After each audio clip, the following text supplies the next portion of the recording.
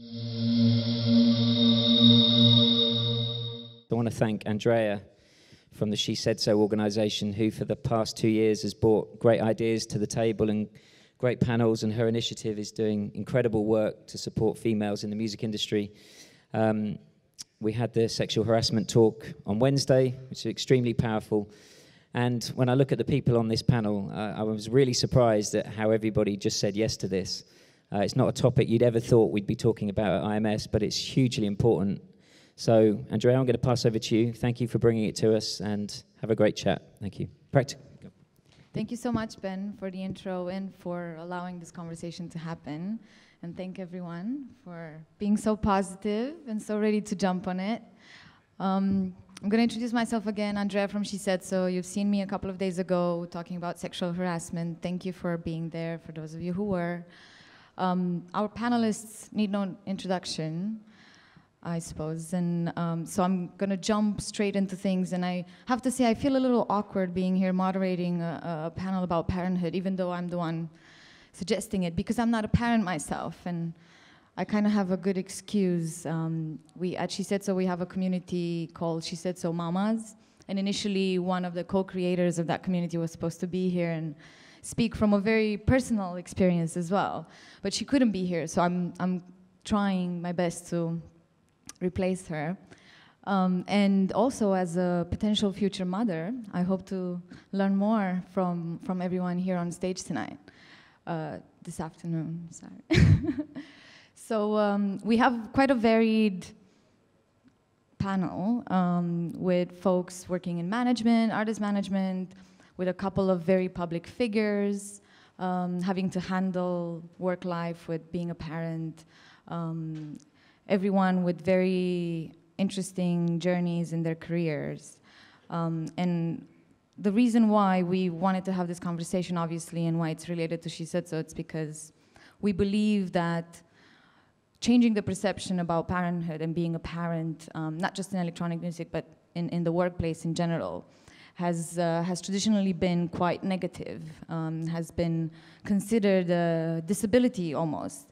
And I personally believe, and us at SheSaid.So strongly believe that's wrong. And it doesn't only lead to a bigger gap, gender gap, but it also leads to less of a commercial success. That's our theory. And I was reading a couple of articles the other day doing my research where it's actually proven that that's true. The study per se wasn't necessarily done in electronic music, it was done across different companies. It was done by Forbes, I believe, and it showed that it's cheaper to retain your employees than having to hire new ones. And we know that sometimes being a parent ends up with losing your job or creating that danger. So I'm going to start with the more serious stuff, and then maybe we go into fun stories about being a parent while juggling music at the same time. Right, so in terms of what I said earlier, being a parent in electronic music, Lohan, give us your story. I think you and Pete perhaps are, your kids are older, right? And everyone else has kind of younger kids, so it's different timings as well. And I think things have been getting better compared to 10, 20 years ago, but we're definitely not there yet. Tell us a little bit about your experience being a father and handling the whole ministry adventure. Thanks. My wife told me not to say anything.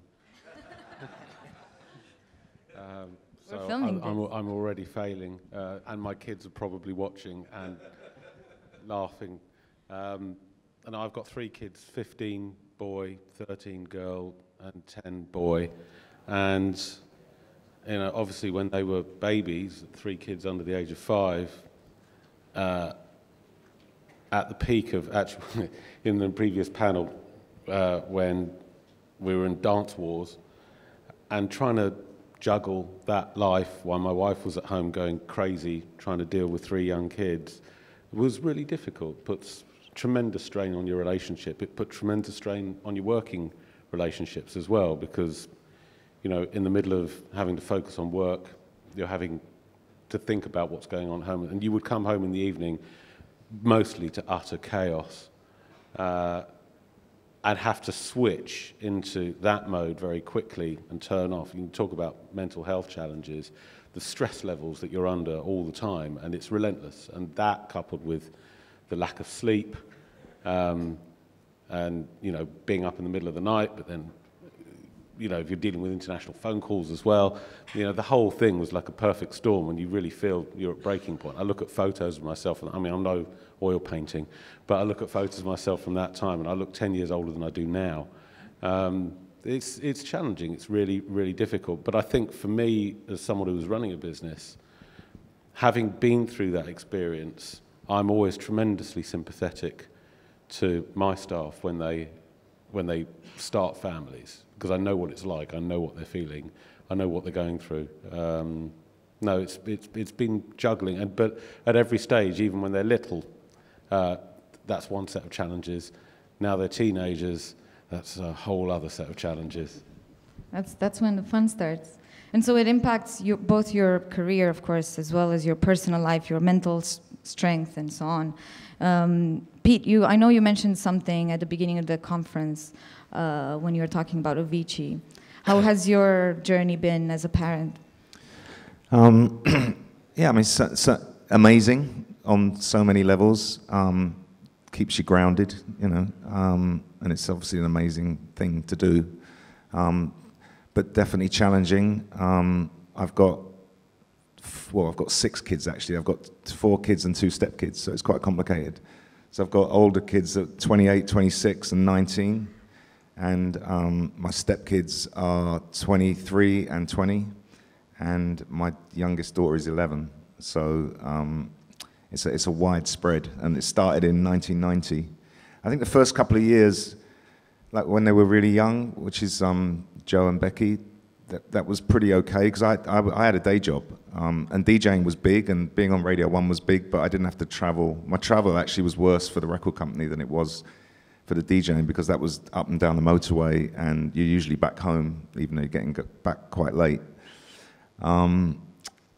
It's more when the traveling really kicked in, which was the next decade for me. I could never, because of the day job, ironically, I could never travel like Carl Cox or Paul Oakenfold or Sasha or Digweed, where they would go away for 6 weeks, 8 weeks. I never did that. So maybe that's one of the reasons I'm still here today, because I never really burnt out on that, and I always felt like I was playing catch up. But when my travel really kicked in the following decade, it was tough, and it's that's what led to my first marriage breaking down as well. So, and then when I got remarried and I had my youngest daughter, you learn a lot of lessons. You definitely learn lessons. You learn lessons through divorce, and you learn lessons through watching the way you're bringing up on your other kids. So, I think that right at the beginning, holidays were absolutely really, really important, and obviously you rely on your partner to be a great mother, and that's a massive part of it as well, and that's what I'm really appreciative for today. I mean, and also having a strong enough woman in my life now that we will probably fight more over my diary than we fight over anything else we fight about. So there's healthy discussion about how much work you do and how much time you spend away. So, but yeah, so. Thank you for being transparent about that. And I'm going to segue into Sana's story. You're both public figures, touring DJs. But obviously, Sana, your daughter is 3 years old. Yes. So becoming a parent in a different... Yeah, can we hear you? What's again? Becoming a parent in a different time, Yes. but also as your career was growing, do you feel like it's impacted your touring life? I think like when I became a mother, I mean, first, of course, you're pregnant for 9 months. And I think at first it was really hard in the beginning because I didn't want to tell anyone where you're not certain. And I remember, I think it was my 2nd month, and I had like, to that date, the most intense, I had like 16 shows. It was July, and I went to China. I was like all over the place, and I was dead tired. And I was pregnant. And I couldn't tell anyone. And I was having naps everywhere, and people were like, what are you doing? So that part of touring was one part when you are pregnant. I prayed until I was 7th month pregnant. And then I think at that time also, I was always waiting for the right time.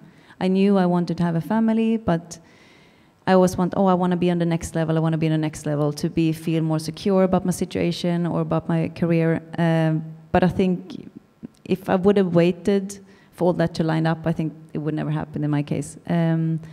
So it was planned, but it happened a bit sooner than expected, which I think was good now looking back. And then after I had my daughter, I'm Swedish, I had her in Sweden, and it's a really good support system for having a kid and family there. You have 1.5 years of maternity leave, and you get paid.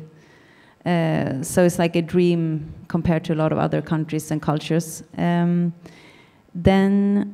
I remember my first gig was a boiler room, and I felt that was a good thing to say yes to, and that was 2 months after I had my daughter.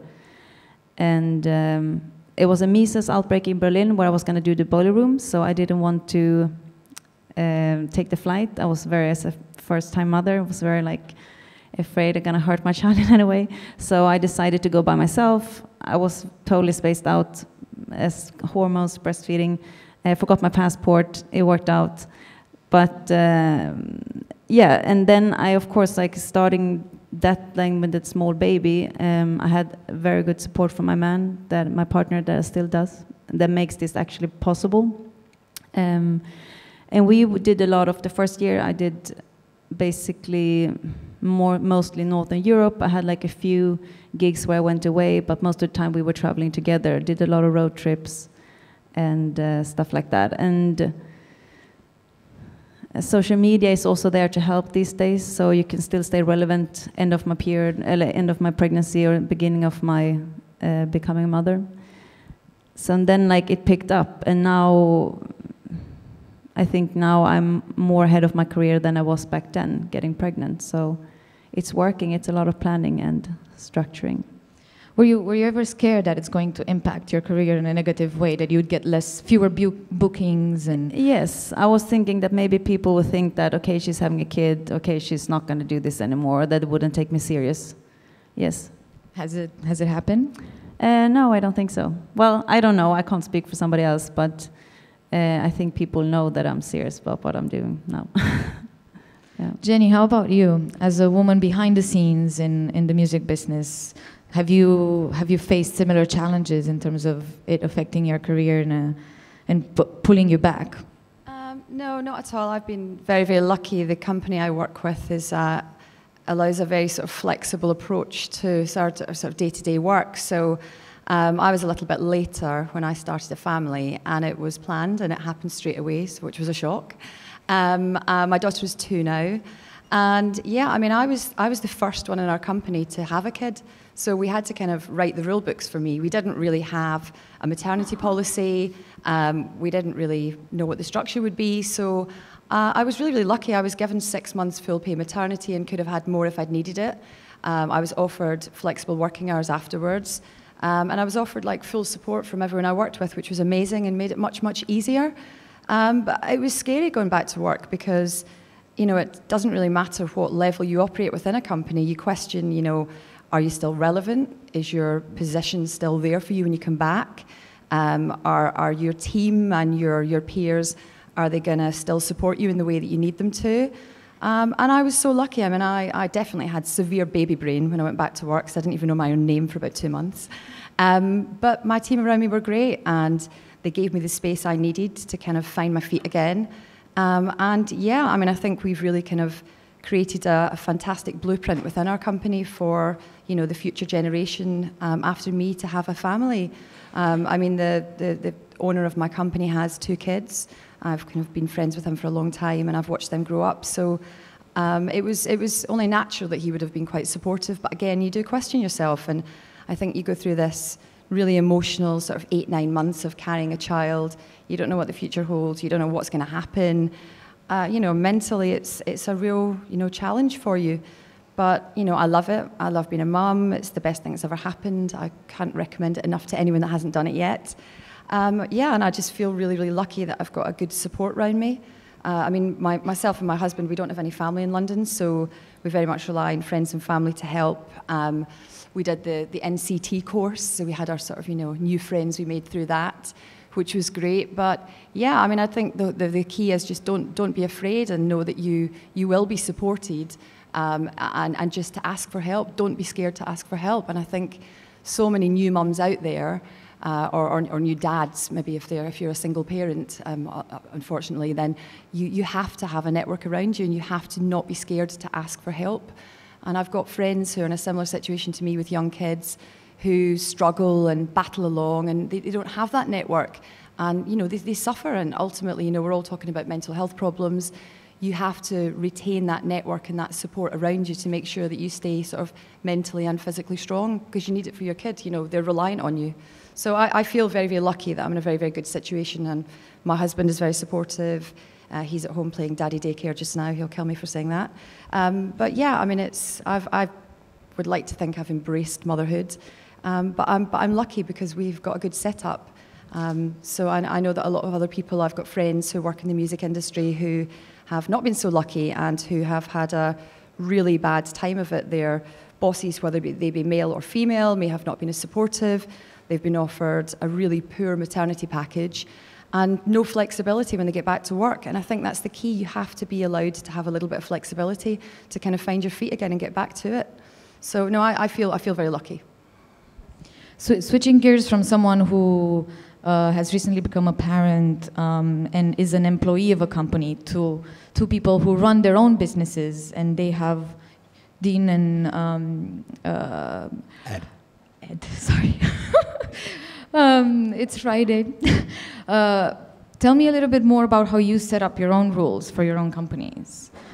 Well, I think the conversation is kind of naturally gravitated towards the kind of some of the more kind of interesting topics for me, because really I think the big difference between the people sitting to my left and say Jenni is that we are all kind of in charge of our own destinies. We're the ones that kind of, you know, we've set our own companies, or, you know, are artists, so, you know, ultimately we kind of govern what we do.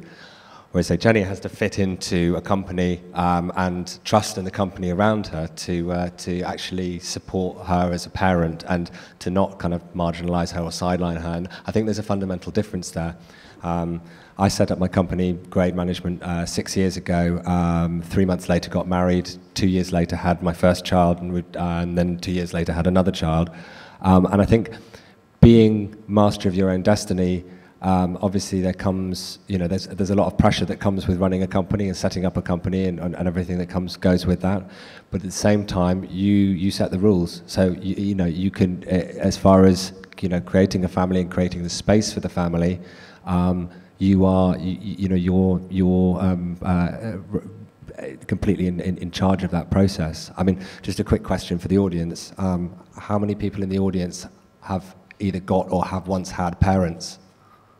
It's all of you. Yeah, it's not a new thing. Yeah, it's not a new thing at all. You know, and so you know how you deal with it when the time comes, if you make that decision, is completely up to you. And I think that it is hard. You know, being a parent within this industry, but at the same time, it's very hard being. I look at a lot of my friends who are in, say, banking or lawyers, and you know, they're coming home at 9 o'clock at night every single night, you know, to get paid the money that they're doing, and they're coming home miserable, and they don't see their kids.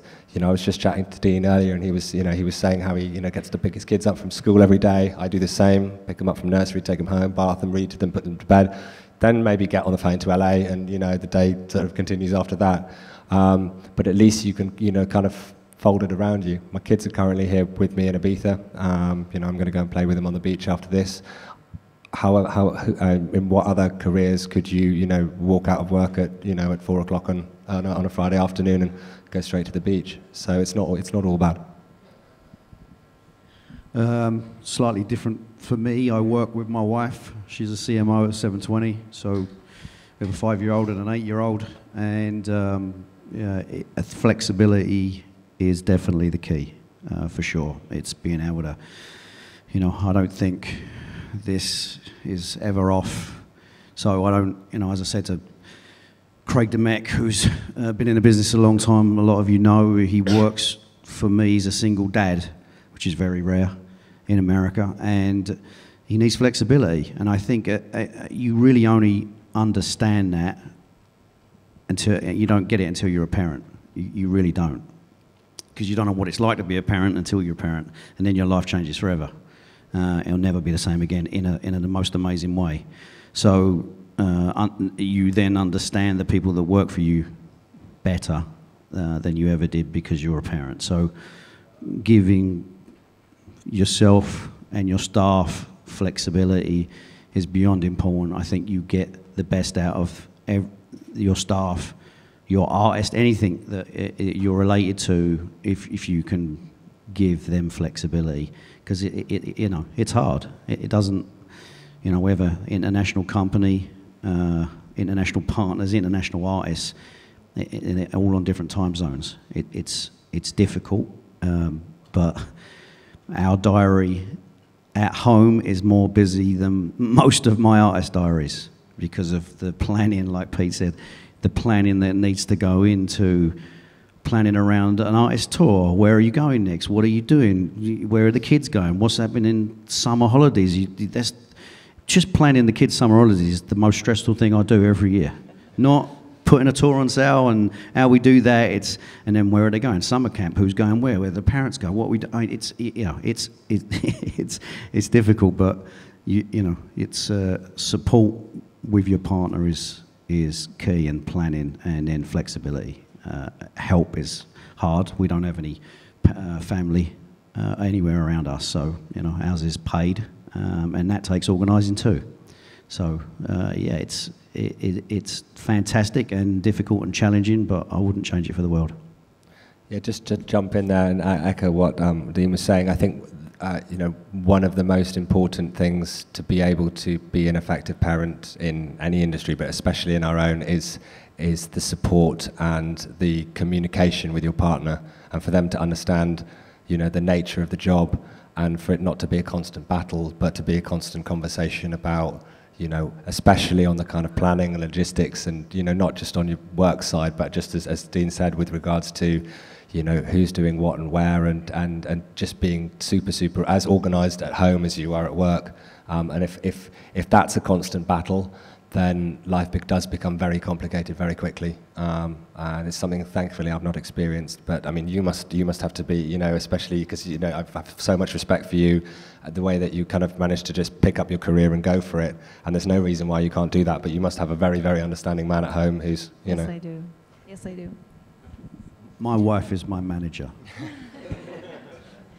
I'm happy to see that all of you almost instinctively brought that up, having a supportive partner. And, you know, I cannot help but think about the relationship between the mother experience versus the father experience, because traditionally speaking, fathers have been less involved in the upbringing, not because of a lack of interest, perhaps in some cases, but because of the way in which we constructed the workplace to facilitate maternity leave a little better than fatherhood leave. And I was reading an article the other day as well where they were saying in Sweden, where conditions for maternity and paternity leave are so good, about 25% of fathers take it up. Whereas in the UK, for example, where I believe it's somewhere between 3 and 6 months, and then it's up to the company, in the individual company, to set up their own rules, the uptake for fathers is only 2%. How do you feel? What is your position? I just want to add, like in Sweden, if you decide to share the maternity leave with your partner, so if the man takes the same amount of days, you would actually get an extra bonus. So they're really like supportive and encouraging men to stay at home with their kids too. We should all be more like Sweden, guys. It's a good point, but you know, someone like we talked earlier on, someone has to pay for that. You know, and that's, you know, you run a very big business at times, and it affects. You know, there's an effect on the business. So it's a tough one. Well, I think it's probably easier in bigger companies, bigger corporations, big international businesses, because they've got people they can move around to fill the gap. I mean, it's nice you're saying we run a big business. It's actually comparatively small, and when you've got people in senior positions who want to take substantial periods of time off, you know, in some cases, particularly on maternity leave, you know, you can lose a senior member of staff for a year. And that's a real challenge for a business. How do you find somebody who has precisely the same skill set to fill that role over that period of time? And in a lot of cases, you don't know whether the member of staff concerned is going to come back. So obviously we have to be sensitive, we have to be supportive, but there are very real challenges in running a smaller business, particularly if legislation is imposed on you from government. How do you afford that? How do you make that happen? It's a constant juggling exercise. We've just had to address exactly that. I mean, I think, you know, talking about the bigger companies, I've got a friend of mine whose sister is one of the directors of Red Bull, and Red Bull pay his sister's husband a full wage to not get a job so that he's at home making sure that the kids are fine. And you get that in the big companies. We've just had mine and my business partner's number 3 announce, you know, very happily that she's pregnant. But again, I think that comes down to communication. You know, we have an appraisal process that we do with our staff where they get to list their kind of life goals and aspirations as part of the appraisal process. She had a long time ago said, I want to start a family. So we knew that had been part of the conversation for a while. So it wasn't like a sudden shock, oh gosh, you know, we've got to rally the wagons and, you know, oh gosh, you know, this is something we've been talking about for a while and very openly. And so we were hugely enthusiastic when she, you know, announced that it's Becky Abbott, who used to work with you at the BBC, and hugely enthusiastic when she told us, and it was not wholly unexpected, in fact, hugely expected. And we'd already had the time and the headspace and the conversation with her to talk about what we were going to do and how we were going to kind of fill the gap, because she's got some big boots to fill.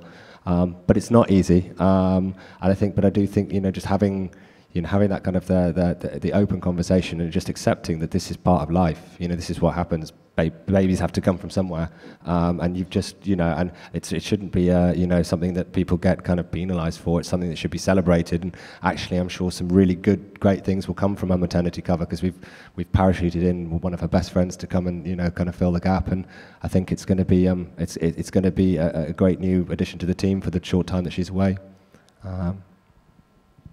Tough question for all of you. Would you hire a woman if you knew she was pregnant? Yes. Yes. Yes. Yeah, I think so. I had to ask it. I think it's like what Ed said. I think if you're having a dialogue, if you're preparing for these things, if you understand what the lie of land is, there's complete transparency to the extent that you can be transparent and open with each other, and you have a plan, then absolutely. But I think where it falls down is when either side starts hiding how they're feeling about things, and then that becomes difficult. There's not a way to work through the challenges. You know, try and avoid, and of course, babies come when babies come. Not every baby is planned, and there sometimes are surprises. But I think in a work environment, if you can encourage that dialogue and people work through those challenges together, whether it's before you hire someone and they want to start a family and you're having that conversation, or it happens to somebody who's been with you for a long time.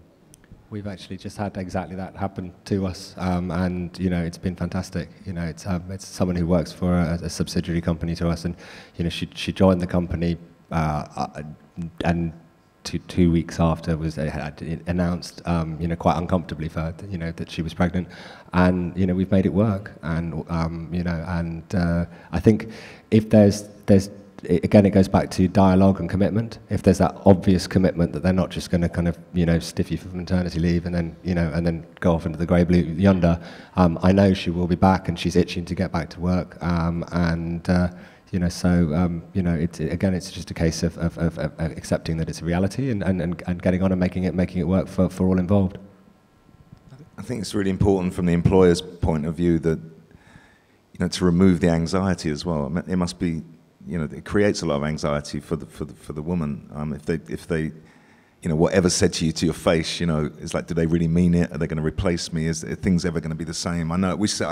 I consult at WME, which is a huge company with IMG, and I see it a lot on the LA side, and they handle it pretty well and communicate it pretty well. And I've seen, you know, women go off, have their kids come back, they're very, very senior positions, and it's and they've slotted straight back in. So, but I think that's certainly if it was me and I was going off to have a baby, that would be keep me up at night. So, was just going to say, I think it's really important that, you know, your full team within your organisation understand that there is a policy in place as well, because I think so many organisations, they don't talk about policies and procedures, and the team maybe aren't aware of what the situation may be, so that open conversation actually never happens. So, I mean, for us, certainly from the whole recruitment and onboarding process, it's really important from the beginning to kind of lay out our stalls and let people know that we do, you know, we do support young families, we do support you having kids.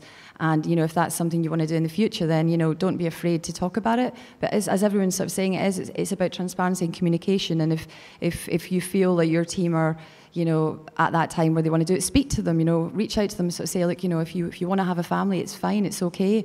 Because I think there's that fear factor that so many people have where they don't really tell you that, you know, they want to do it because they're scared they might lose their job or you might not support them. So I think it's just so important to have that open dialogue at all times. From the beginning of your, you know, if you're taking on a new member of staff, they have to know from the beginning that you have got that policy in place.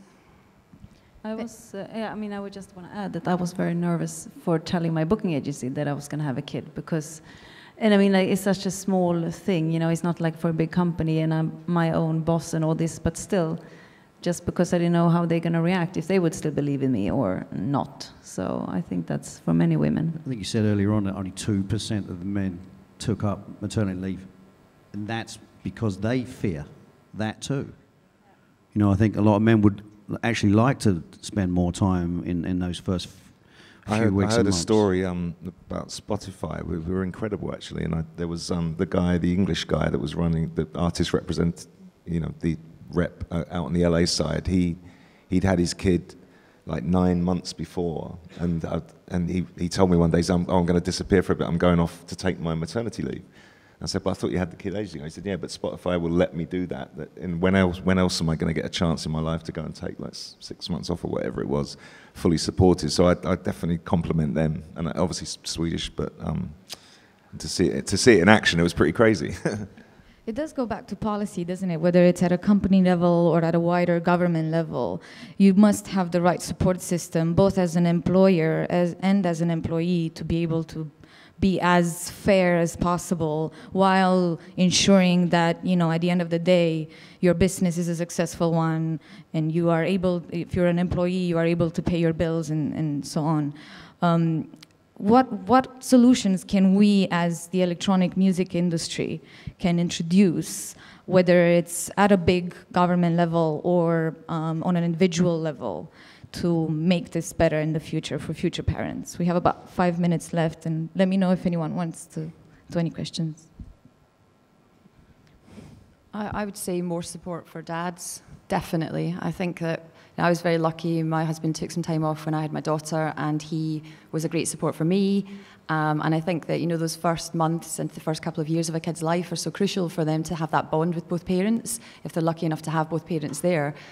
So for me, I mean, as I said before, you know, I was lucky, I had great support, and I was able to spend a lot of time with my daughter. She went to nursery at 6 months, so she went quite early, but, you know, she has an incredible relationship with her dad, and I truly believe that was because she was with him as well for the first 3 months. So certainly from my perspective, more support for dads as well. And I think, you know, ultimately the woman is always, you know, favoured because she's the one that goes through the physical, you know, labour and all that kind of thing, and your body takes time to recover. But I think that dads should be looked on in a similar vein in terms of being there to support not just the baby but the mum, because you forget when you first had a kid, you're in a bad way after you've just had a kid. Physically, mentally, you need that support there. So, you know, if a dad takes 2 weeks off work, that's great, but 2 weeks isn't enough. You need more support. Specifically for, you know, a lot of us have said we don't have family close to us, where you kind of fly solo, and, you know, these new friends you make when you first have a kid, you don't really feel comfortable with them for a long time to sort of lean on them. So to have your partner there for the first period and as much as possible in the first year, I think is key. Yeah, I couldn't agree more with that. I think, you know, there's an element, you know, the point of maternity is, you know, to take time off to kind of, you know, get to grips with motherhood.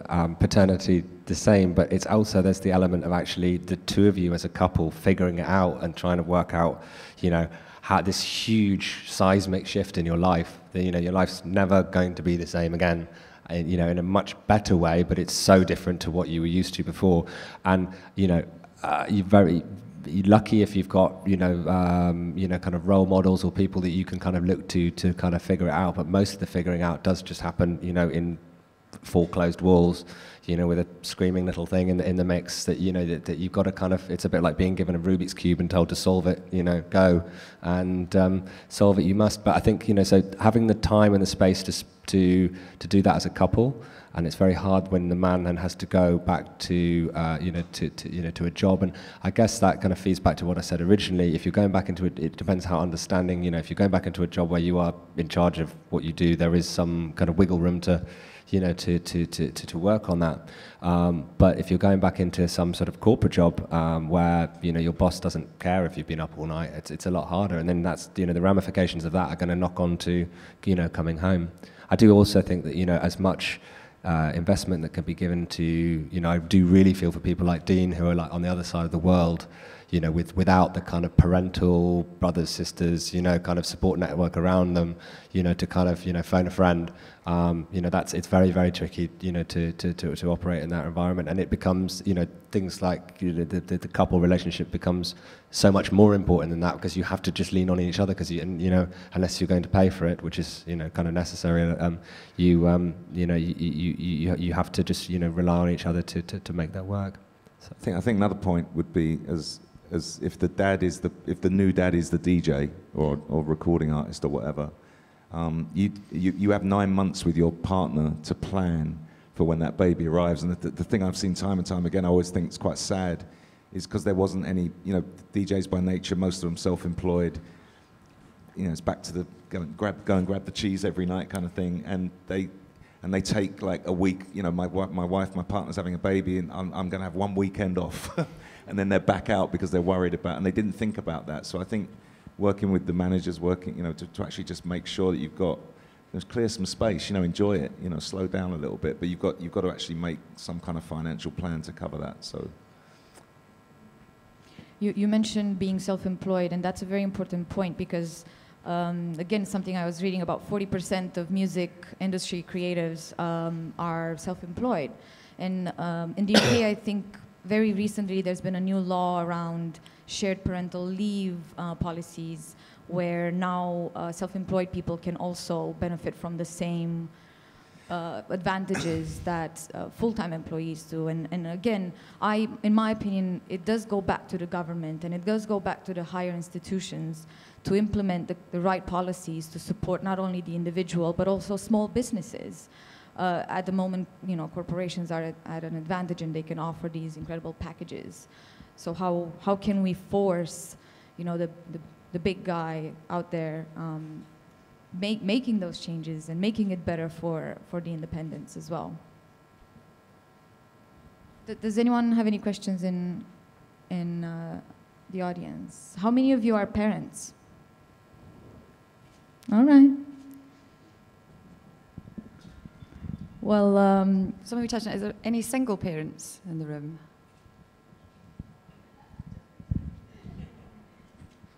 Additional layers of challenge. The one single parent who's put her hand up is also, mother to 4 and one of the best lawyers I know. So she's absolutely smashing it as a single parent. So. Cool. I believe we're right on time. So thank you very much, everyone who took part in this conversation today. Thank you all for being here to listen through. I hope this is something that we'll continue talking about and implementing some real change in the future. Thank you. Thank you.